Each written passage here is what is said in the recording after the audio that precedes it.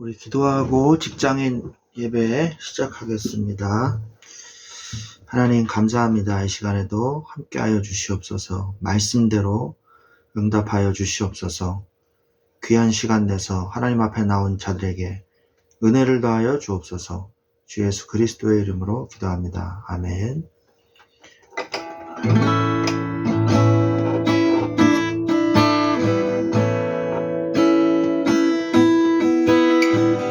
예수 나의 좋은 치료자, 그의 눈이 머무는 곳은 나의 슬픔과 고통, 고개를 들어 그의 눈을 볼 때에 난 알았네. 예수 나의 치료자,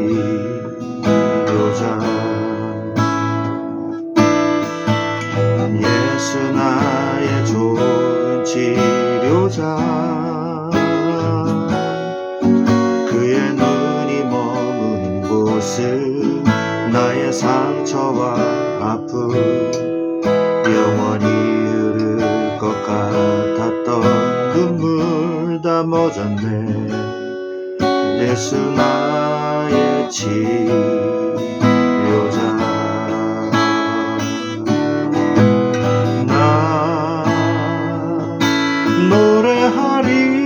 노래하리라. 저는 나를 돌아보신 구세주를 찬양해 하늘 닿는 곳까지 내 손 들리라. 예수 나의 치료자, 예수 나의 좋은 치료자, 예수 나의 좋은 치료자, 그의 눈이 머무는 곳은 나의 슬픔과 고통, 고개를 들어 그의 눈을 볼 때에 난 알았네. 예수 나의 치료자,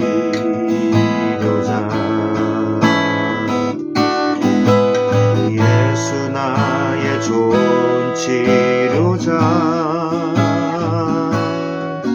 그의 눈이 머무는 곳은 나의 상처와 아픔, 영원히 흐를 것 같았던 눈물 나 멎었네. 예수 나의 치료자,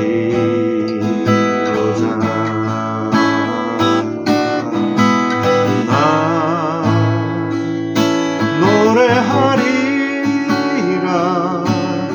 저는 나를 돌아보신 구세주를 찬양해 하늘 닿는 곳까지 내 손 들리라.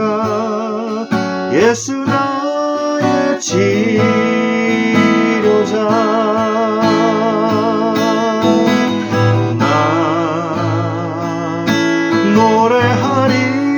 노래하리라. 저는 나를 돌아보신 구세주를 찬양해 하늘 닿는 곳까지 내 손 들리라. 예수 나의 치료자,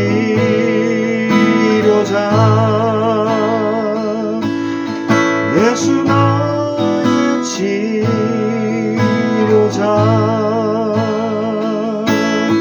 예수 나의 치료자.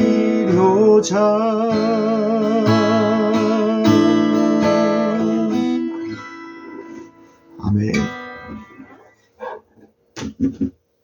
안녕하세요. 안녕하세요. 네. 선생님. 네. 오늘 하나님 말씀은 창세기 40장 1절부터 15절까지의 말씀입니다. 우리 다 읽지는 않고 이 말씀을 요 12절부터 15절까지 말씀을 교독하겠습니다. 제가 먼저 읽겠습니다. 요셉이 그에게 이르되 그 해석이 이러하니 세 가지는 사흘이라. 지금부터 사흘 안에 바로가 당신의 머리를 들고 당신의 전직을 회복시키리니 당신이 그 전에 술 맡은 자가 되었을 때 하던 것 같이 바로의 잔을 그의 손에 드리게 되리이다. 당신이 잘 되시거든 나를 생각하고 내게 은혜를 베풀어서 내 사정을 바로에게 아뢰어 이 집에서 나를 건져주소서. 나는 히브리 땅에서 끌려온 자요 여기서도 옥에 갇힐 일은 행하지 아니하였나이다. 네, 아멘. 오늘 제목은 옥에 갇힌 요셉입니다. 요셉은 분명히 하나님의 언약 속에 있는 사람이에요. 그리고 기도하는 사람이 맞습니다. 그러나 요셉에게 고난이 왔습니다. 왜 왔을까요? 우리는 그 답을 찾아내야 됩니다. 그래야만 하나님의 자녀에게 왜 고난이 오는지 답을 얻을 수 있기 때문입니다. 많은 사람이 궁금해합니다. 왜 하나님의 자녀에게 어려움이 오고 고난이 오는가? 불신자에게도 고난이 오고 하나님의 자녀에게도 고난이 옵니다. 그러나 불신자의 고난은 지옥을 향한 발걸음이에요. 그 끝이 정해져 있습니다. 고통이 심해져요. 그리고 하나님의 자녀는 고난을 받으나 그것은 하나님의 계획 안에 나를 축복하시기 위한 과정일 뿐이며 그 끝은 하나님께는 영광이요 우리에게는 축복입니다. 그리고 중요한 것은 하나님이 그 고난을 이겨낼 수 있는 힘을 우리에게 말씀과 기도를 통해서 이미 주셨다는 거예요. 근데 왜 그것을 못 이겨내냐 하면 하나님의 언약을 내가 발견하지 못하기 때문이거든요. 그래서 그 문제를 볼 수 있는 눈을 가져야 되는데 기도로 영안을 떠야지 그 문제 속에 있는 하나님의 계획과 축복이 보이거든요. 그런데 기도하지 않으니까 영적 흐름 속에 없으니까 그게 고난으로 느껴지고 고통으로 느껴지는 것이거든요. 분명히 우리는 알아야 됩니다. 우리는 요셉과 같이 거대한 그 고통과 고난을 막 많이 당하지는 않죠. 그러나 우리의 삶에서 인간관계 속에서 말 속에서 그리고 가정에서 자녀에게서 또 가족에게서 부인 또는 남편에게서 많은 상처와 어려움을 당하고 직장에서는 말할 것도 없죠. 직장에서는 여러 가지 힘들고 어려운 이런 일들이 있습니다. 그렇다면 거기에서 우리가 이겨야 된다는 거예요. 이거를 못 이겨내잖아요. 그러면요 심각한 문제가 와요. 어떤 문제가 오냐? 정신이 계속 고난당하지 않습니까? 하나님의 자녀 얘기하는 겁니다. 정신이 계속 고난당하면 이 스트레스를 받잖아요.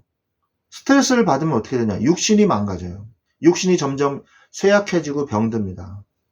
그래서 큰 병에 걸리는 경우가 많아요.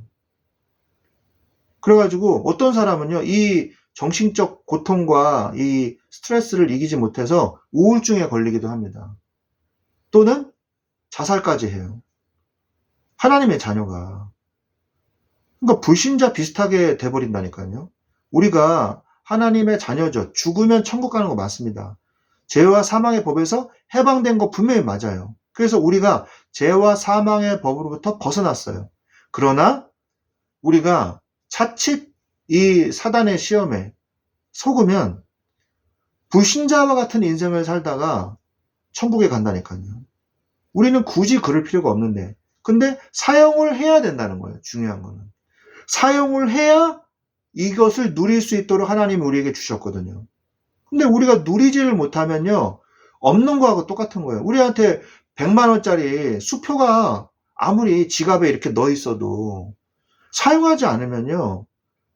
이 가난한 사람이랑 똑같은 거예요. 밥도 못 사 먹고 100만 원짜리 수표 바꿔줄 데가 없어가지고 밥을 못 사 먹는다. 그럼 없는 사람이랑 뭐가 다르겠어요? 그것을 사용해야지 그것이 다른 걸로 바뀌는 거 아닙니까? 먹을 뭐 점심 식사로도 바뀌고, 예? 뭐 백화점에서 뭐 물건을 샀다. 그 물건으로 바뀌는 거 아니에요? 그 돈이 쓰여질 때 권세가 나타나는 거잖아요. 우리도 하나님의 자녀된 축복과 권세가 있는데 그거를 전혀 사용하지 않고 동떨어지게 산다. 하나님의 말씀과 멀어져서 하나님의 인도하심을 받지 못한다. 말씀을 통한 인도하심을 받지 못한다. 그러면요. 불신자 같은 삶을 살아야 돼요. 그러니까 그러면 안 돼요. 우리가 하나님의 자녀로서 마땅히 누려야 될 권세를 누려야 되는 것입니다. 요셉이 어땠습니까? 요셉이 가장 이 엄마를 가장 사랑할 거 아니에요. 그죠?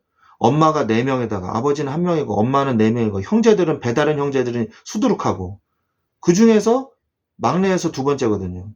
그러니까 얼마나 눈치 보면서 살았겠어요. 그런데 그러한 상황 속에서 아브라함이 그 라헬의 아들이었기 때문에 굉장히 사랑했거든요. 근데 오히려 그 사랑이 어떻게 됩니까? 형들의 시기 질투로 이어져요. 표신하게 막 채색 옷만 지어주고 요셉한테만 지어주고 그러니까 형들의 시기가 올 수밖에 없는 거죠. 그래서 창세기 37장 1절로 11절 말씀에 이런 일들이 벌어지는 거예요. 그래서 이런 어려움 속에서 어떻게 됩니까? 형들이 이제 죽이자, 저 꿈쟁이 요셉이 온다, 죽이자, 이렇게 하잖아요. 그런데 그 속에서, 구덩이에 빠뜨렸지만, 구덩이에 물이 없었어요. 그래서 이 얘를 어떻게 할까, 막 이렇게 하고 있는데, 이 에돔 사람 상인들이 지나가니까 저들한테 노예로 팔아버리자. 그리고 옷을 가져다가 피를 묻혀서 짐승에게 잡아먹혔다고 하자. 왜 이렇게 악한 생각을 이렇게 해냈는지 모르겠어요. 그 죽음을 모면하고 노예로 팔려가게 되는 것이죠. 얼마나 억울했겠습니까? 그런데 요셉에게는 뭐가 있었냐? 언약이 있었다는 거예요. 이게 중요한 거거든요. 요셉에게 언약이 있었다는 거예요. 그리고 그 언약을 누리고 있었다는 거예요. 안 그러면은 요셉 이거 형들한테 어마어마한 상처를 받습니다. 그죠?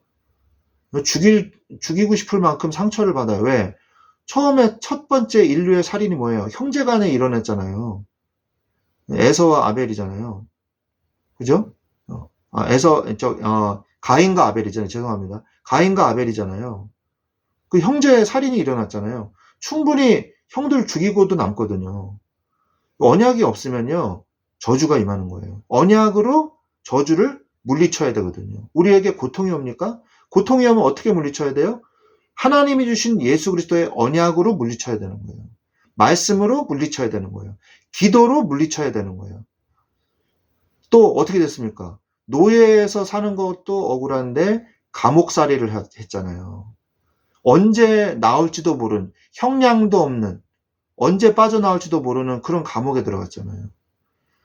그러면 요셉이 충분히 낙심하고도 남아야 되거든요. 그런데 낙심하지 않았다는 거예요. 중요한 것은. 우리가 그 비밀을 깨달아야 되는 것입니다. 자, 그러나 하나님은 뭐예요? 요셉과 함께 하셨어요. 이게 중요한 거예요. 지금 나한테 이런 문제가 있고 저런 문제가 있고 내가 이 문제를 어떻게 해결해야 되고 그거에 집중하면 안 돼요. 그거에 집중하면은 죽을 일만 계속 생깁니다. 부정적인 생각만 계속 생겨요. 어떻게 해야 되냐? 문제가 올수록 고난이 올수록 어려움이 올수록 그 사람과의 관계를 막 해결하려고 그러지 말고 갈등을 해결하려고 하지 말고 하나님께 집중하세요. 어려움이 왔어요. 그럼 이번 주에 하나님이 나에게 주신 말씀이 무엇인가? 생각하십시오. 이번 주에 하나님께서 우리에게 주신 말씀이 뭐예요? 기억나십니까? 예. 그리스도의 3가지 직분. 예. 그거잖아요. 그래서 첫 번째는 예수 그리스도의 십자가와 구원 사역. 그 복음 메시지. 그 다음 뭐죠? 두 번째는? 보좌에 앉으신 예수 그리스도. 세 번째는 뭐죠? 만물을 복종시키신 예수 그리스도잖아요. 그거를 묵상해야 돼요. 하나님이 나에게 주신 말씀 묵상해야 돼요. 그리고 영적 권세를 사용해야 돼요. 사단의 권세를 꺾으시면서 기도해요. 그러면요, 문제가 나를 시험 들게 하려다가 문제가 시험 들어서 떠나가요. 그 문제가 하나님의 계획임을 깨닫게 되고 전혀 그 문제가 나에게 어려움을 주지 못해요. 내 마음을 침범하지 못해요. 하나님이 나와 함께 하신다는 사실에 집중하셔야 돼요. 어려움에 집중하지 말고 그걸 어떻게 해결할까? 방법론에 집중하지 마시고 하나님의 언약에 집중하시기 바랍니다. 모친이 죽었어요. 그죠? 어머니가 먼저 죽었어요. 형들이 시기했어요. 노예살이했어요.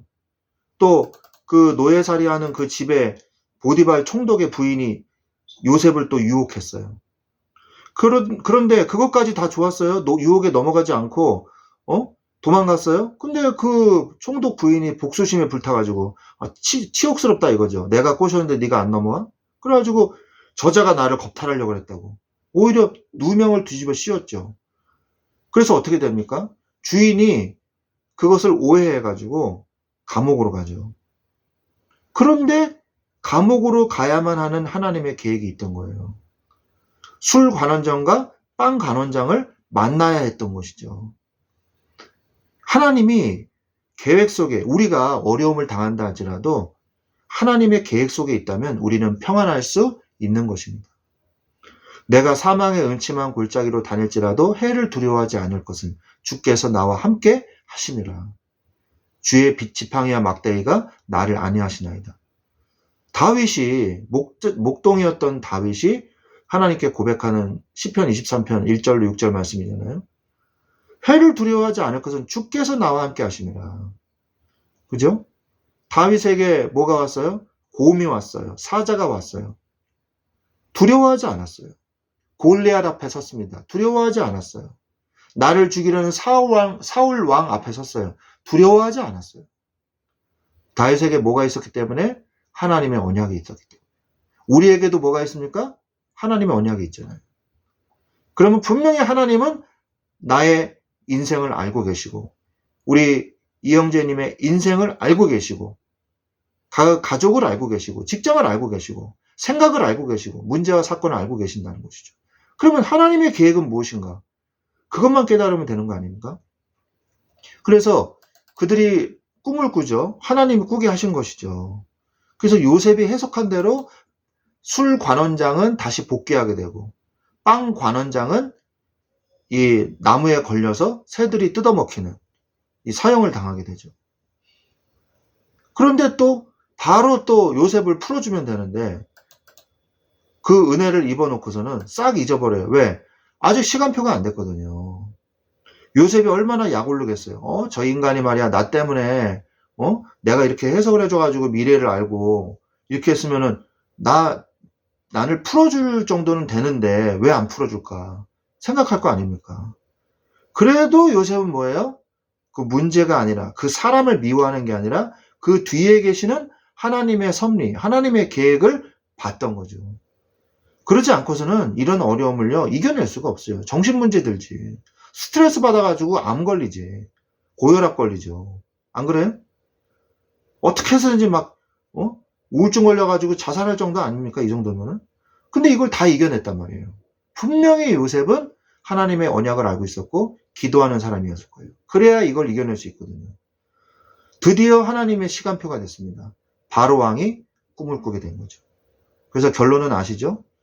바로 왕의 꿈을 요셉이 해석을 해줌으로 인해서 어마어마한 하나님의 역사가 일어나지 않습니까? 우리는 절대로 낙심하면 안 돼요. 분명히 하나님 계획이 있습니다. 응답을 받으십시오. 어려움이 와도 응답, 축복이 와도 응답, 옆으로 가도 응답, 좌로 가도 응답. 아멘? 네. 그래서 우리가 깨달을 교훈과 약속이 무엇입니까? 하나님은 모든 사건을 완전히 운용하고 계십니다. 하나님의 주권이 나와 형제님과 하나님의 자녀들을 정확하게 인도하고 계신다는 사실이에요. 그 하나님을 믿으십시오. 그 다음에 두 번째, 하나님은 모든 사람의 걸음을 알고 인도하십니다. 나를 지금 성령께서 인도하고 계시고 나에게 성령으로 역사하고 계심을 믿으시기 바랍니다. 세 번째, 하나님은 언약을 정확하게 이루세요. 말씀은 하나도 땅에 떨어지지 않습니다. 1.1핵이라도 바뀌어지지 않아요. 반드시 성취된다는 사실을 믿으십시오. 그러면 우리가 무엇을 붙잡아야 되겠어요? 한낱 내 예측하는 나의 머리를 믿겠어요? 예?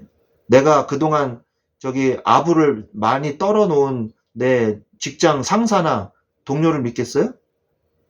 누굴 믿겠어요? 하나님을 믿어야 돼요. 하나님의 말씀. 하나님은 구원의 역사를 세상 속에서 행하십니다. 사단이 제 아무리 날뛰고 바라 그래도요, 하나님의 계획을 꺾을 수는 없어요. 하나님의 뜻은 반드시 이루어집니다. 언약 가진 자는 어느 곳에 있든지 하나님의 언약은 반드시 성취됩니다. 그래서 반대로 뒤집어서 얘기한다면 지금 형제님이 계신 그곳에 분명히 하나님의 언약이 있다는 거예요. 하나님의 뜻이 있다는 거예요. 우연은 없습니다. 하나님의 자녀에게는. 고난이 하나님의 계획이 분명히 있습니다. 그냥 우리에게 고통을 주기 위한 고난은 없어요. 하나님의 계획이 있습니다. 그래서 그것을 발견하십시오. 직장에서 하나님의 계획을 발견하세요. 인간관계 속에서 하나님의 계획을 발견하세요. 그리고 기도하세요. 그래서 요셉과 같은 응답을 나에게도 주옵소서. 이것을 언약으로 붙잡고 기도하시고 응답받으시기를 우리 주 예수 그리스도의 이름으로 축원드립니다. 아멘. 네, 기도하겠습니다. 하나님 감사합니다. 오늘 우리에게 요셉의 이 고통이 하나님의 계획이요, 하나님의 뜻을 이루는 과정임을 우리가 믿음의 눈으로 볼 수 있도록 우리의 영안을 열어 주옵소서. 우리가 문제 앞에서 문제에 집착하는 자가 아니라 언약에 집중할 줄 아는 믿음의 사람들이 되게 하여 주옵소서. 우리의 가정에, 우리의 직장에, 우리가 함께 맺는 모든 인간관계 속에 하나님의 섭리와 하나님의 계획이 있는 줄로 믿습니다. 주여, 이것을 언약으로 또 기도로 영안을 떠서 보게 하시고 발견하게 하시고 응답받게 하여 주옵소서. 주님께서 함께 하실 줄로 믿고 우리 주 예수 그리스도의 이름으로 기도했습니다. 아멘. 축도로 마치겠습니다. 지금은 우리 주 예수 그리스도의 은혜와 하나님 아버지의 지극하신 사랑하심과 성령님의 내주 인도 교통 역사하심이 하나님의 계획 속에 있는 자는 어떠한 어려움도 하나님의 뜻 가운데 이루어지는 응답을 발견하게 하시고 승리하기를 원하는 우리 사랑하는 주의 자녀들 위에, 그 직장 위에, 가정 위에 지금부터 영원토록 항상 함께 계실지어다. 아멘. 아멘. 아멘. 감사합니다.